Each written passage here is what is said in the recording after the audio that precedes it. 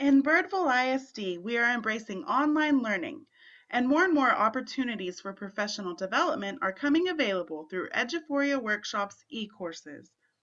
Here are a few tips and tricks to help your eCourse experiences go smoothly so you can focus on the learning and not technology troubleshooting. To begin, the most important tip to know when taking an eCourse is how you actually get to the course content. Once you've enrolled in an eCourse, you'll notice in Workshop that it'll be listed at the top of your screen. If you click from here, it's just giving you your basic registration information. It is not actually taking you to the course. So I want you all to remember My Portfolio is the key to an eCourse. Anytime you want to return to your course content, you click on My Portfolio and then find your eCourse in the list. Once I click it here, I can see that keyword course content. That's how I know I'm in the right place where I can actually take my course. So now that I've clicked on the course content tab, all eCourses will have chapters. Some have one, some have several. You click the View button on the far right of the screen to actually open up the chapter. You'll notice this comes up in a pop-up window. When I'm in Internet Explorer, it does not have the capability to resize pop-up windows. So you'll notice it's just a little bit squished on the screen. It's all here. It's just some scrolling around. That is okay. I want you to know that you're welcome in Birdville ISD to use alternate web browsers such as Google Chrome and Mozilla Firefox.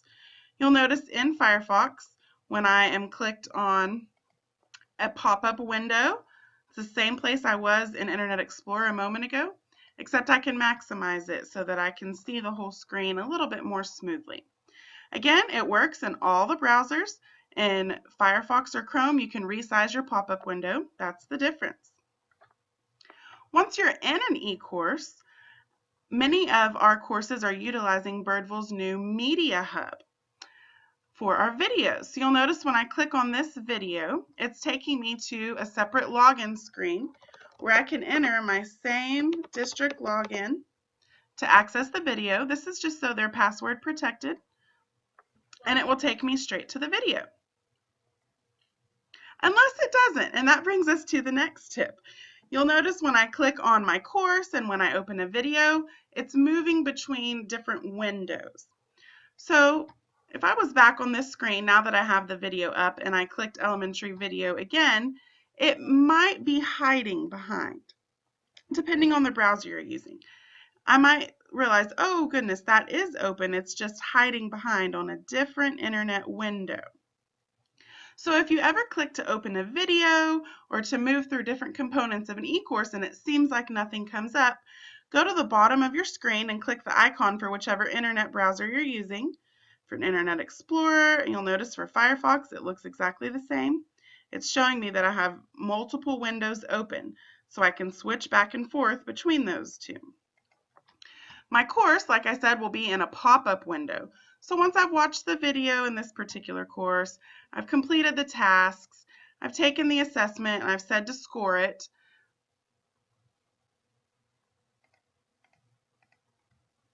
I'm finished with the course. So once I close this window, it's back on this main screen in my portfolio where I actually request credit to complete that course. So if you ever do not see this button once you've completed a course, be sure to return through my portfolio and you'll click on request credit. Usually it's just a situation of having multiple windows open and the screen you're looking for just got hidden behind the screen that's currently open. And the final tip I have for you for using your eCourses and making things run smoothly